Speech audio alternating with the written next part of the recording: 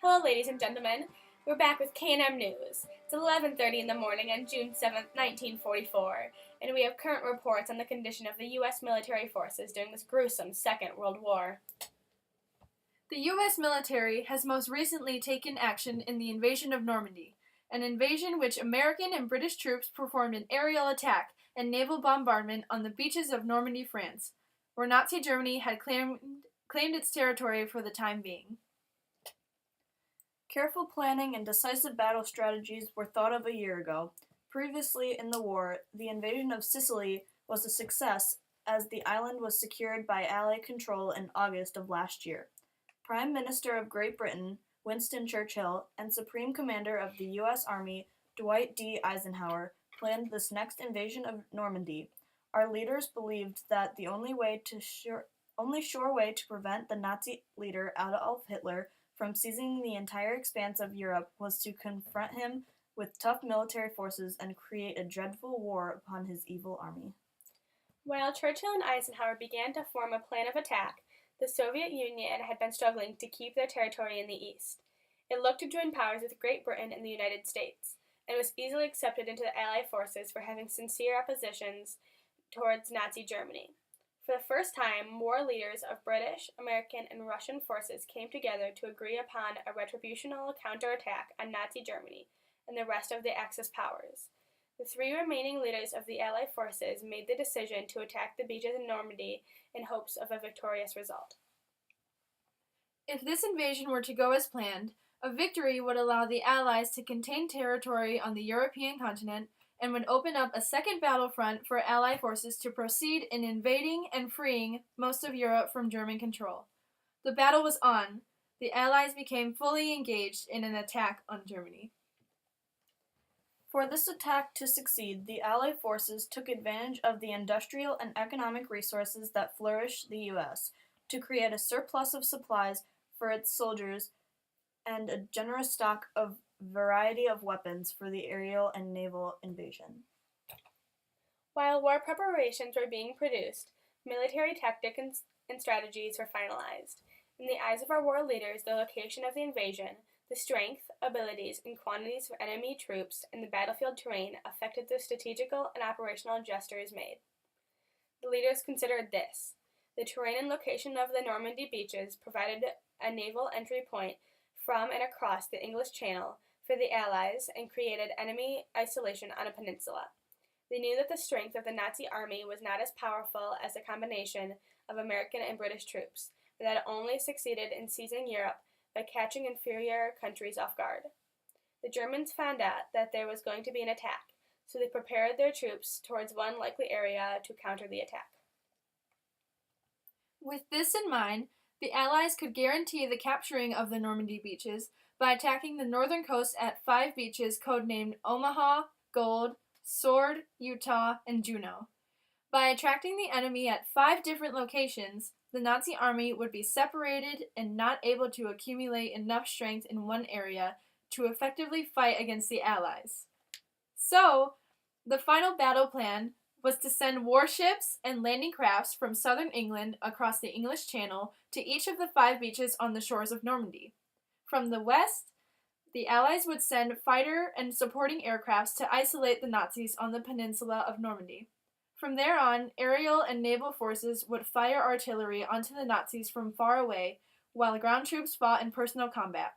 The plan was to create so much destruction to cause Hitler to retreat or possibly surrender, and restore global peace with the elimination of totalitarianism. Prior to the battle, radio signals and telegrams sent back and forth by the Allies had misled the Germans with false information on details of the battle plan. These details were confirmed by spies in Nazi Germany intending to help the Allies. The key battle strategies of the Allies implemented deception, separation of enemy power, and tactical decision-making and individual situational circumstances. After months of supplemental and maritimical preparation, the Allies were ready to execute their invasion plans. On the 6th day of June, the Allies began their attack from the southern England across the English Channel.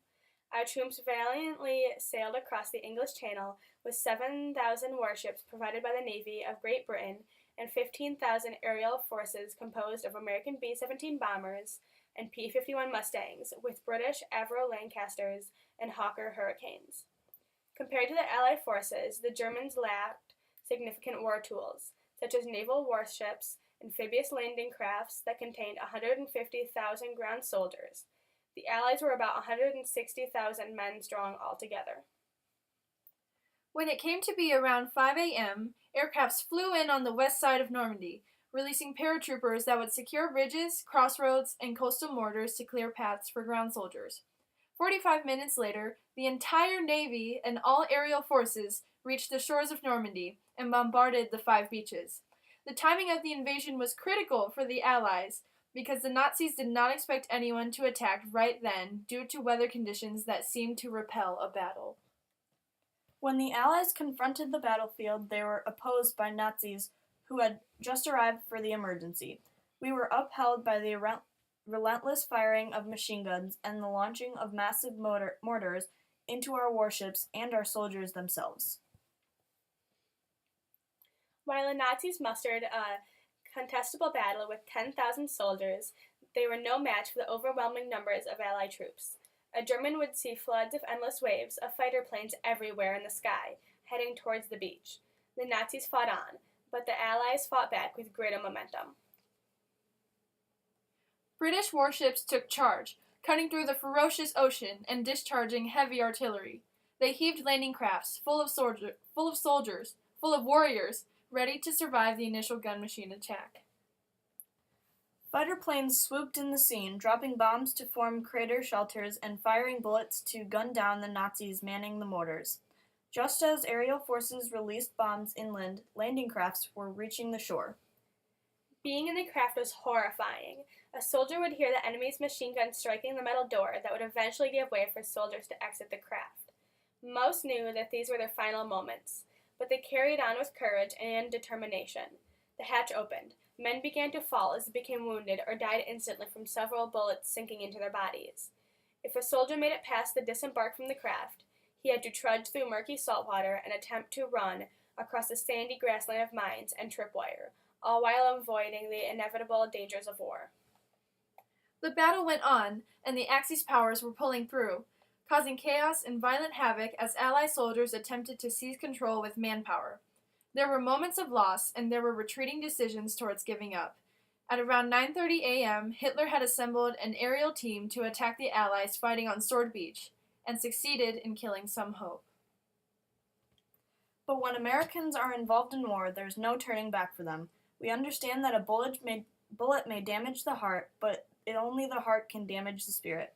We push forward past all the physical excruciations and mental horrors, and we fight for the freedom and democracy everywhere.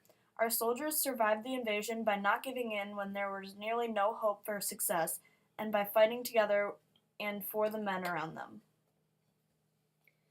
The title of the battle turned. The Nazis became competitive with each other because they had no commander, so they began to fight against each other.